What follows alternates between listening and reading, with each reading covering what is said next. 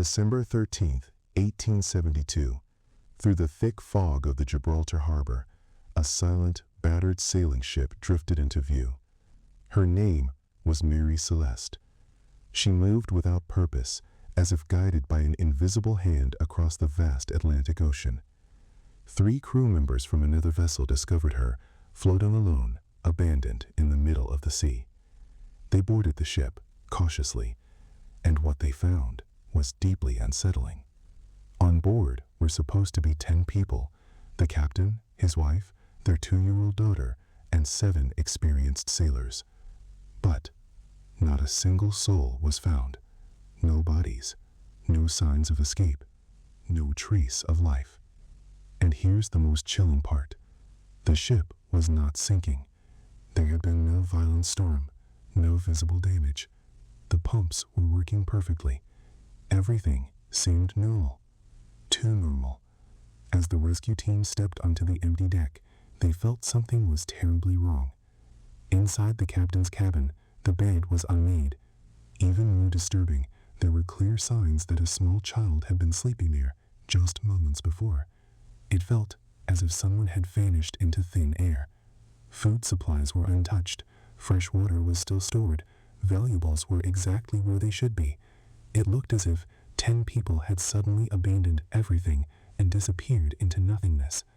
Was it pirates? No. The valuable alcohol cargo remained untouched. No blood, no struggle, nothing. Some said sea monsters. Others claimed alien abduction.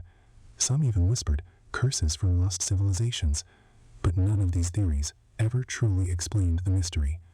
Even Arthur Conan Doyle once suggested that the fate of the crew would remain hidden until the ocean itself chose to reveal the truth. So what really happened on that cursed ship? Today, we go beyond myths, beyond rumors, to uncover a truth more terrifying than fiction. To understand the mystery, we must go back to the beginning. The year 1860. Location: Spencer's Island. A man named Joshua Dewis built the ship. But interestingly, it was not originally called Mary Celeste. Its first name was Amazon, a 99-foot vessel weighing over 198 tons, one of the largest ships in the Bay of Fundy at the time. But from the very beginning, something felt wrong. Its first captain, Robert McClellan, fell seriously ill with pneumonia and died before the ship even began its maiden voyage. Imagine that. The ship's very first mission was to carry the dead body of its own captain back to his widow. Bad luck didn't stop there. The ship later collided with a British vessel, sinking it completely. Another captain attempted insurance fraud by intentionally wrecking the ship. Eventually, a man named Richard Haynes bought it and renamed it Mary Celeste. But changing the name did not change its fate. Fast forward to 1872. The ship was now owned by James Winchester and heavily restored. A new captain was appointed, Benjamin Spooner Briggs, an experienced, calm, and respected sailor. Captain Briggs decided to take his wife Sarah and their 2-year-old daughter Sophia on this journey. Along with them were 7 skilled crew members, and even a small pet cat. On November 5, 1872, the Mary Celeste left New York, heading towards Genoa, Italy. Its cargo, 171 barrels of alcohol. Everything seemed normal, until December 5. Another ship, the Dei Gratia, spotted the Mary Celeste, drifting strangely. Its sails were loose, its direction unstable. No one was at the helm. After repeated calls with no response, crew members boarded the ship, and what they saw froze their blood. No people, no cat, nothing. The ship was completely deserted. The logbook showed its last entry, dated November 24, 10 days before it was found, which means whatever happened, happened suddenly. But why would an experienced captain abandon a perfectly functional ship in the middle of the ocean? Investigations began. Some accused the crew of the De Gracia of murder, but that theory didn't hold. Their ship was slower. They could never have chased down Mary Celeste. Pirates? No signs of violence. No missing valuables.